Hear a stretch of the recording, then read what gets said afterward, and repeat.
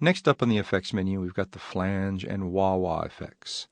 These are have some of the same parameters you can set with like delays and stuff, and they are sort of a form of delay, but the flange and wah-wah function kind of produce some real spacey and warbly effects kind of that you're going to be able to apply in real specific applications.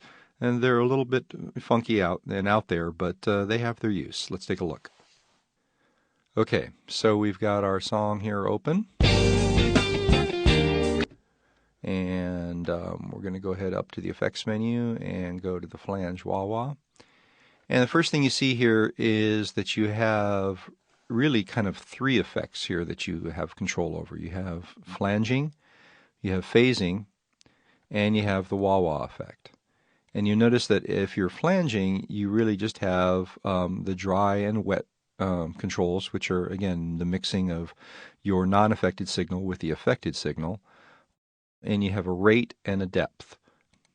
Let's go ahead and let's just preview something here.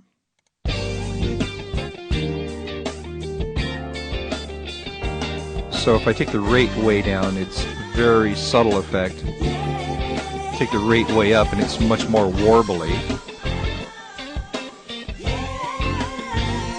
The depth is kind of how strong or how subtle or how big the effect is. So that's with the flange. You have some good presets up here, and you have presets kind of divided by the different functions you have. So you've got a couple of, here's a fast flange. And that's because the rate has been set much higher here. Next up, we've got the phaser, and the phaser gives us the same controls, the wet, the dry, the rate, the depth, but it also gives us control over the center frequency and the resonance. And let's take a look at one of the phases here, and you can see what I mean.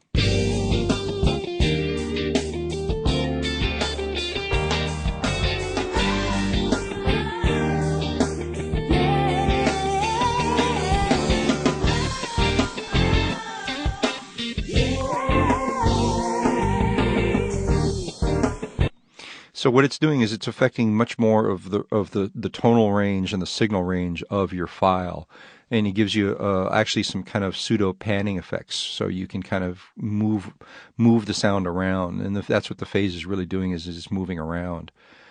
You've got some cool presets here as well too.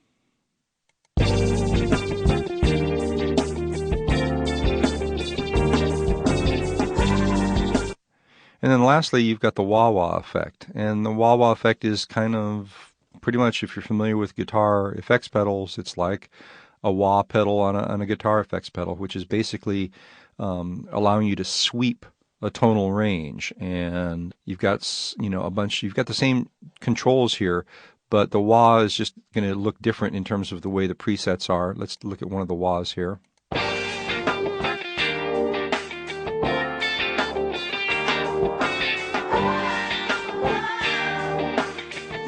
You can hear how it really sounds like someone stepping up and down on a pedal.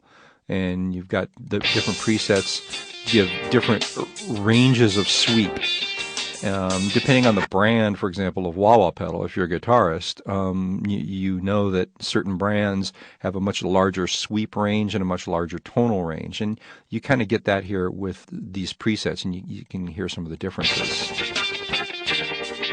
This is more of a warbly effect. I don't know that anyone has a fast enough foot to be able to do it that fast in terms of a wah pedal, but you can get the same kind of effect. It's also got some really warbly effects here. See how high the rate is set to get that kind of effect.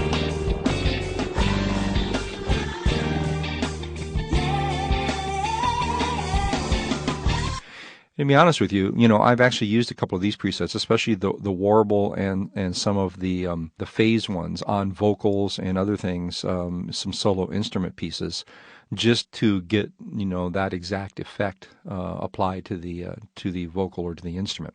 It's a pretty useful tool, even though it is kind of funky in terms of the types of effect. They definitely are something that's very a little over the top.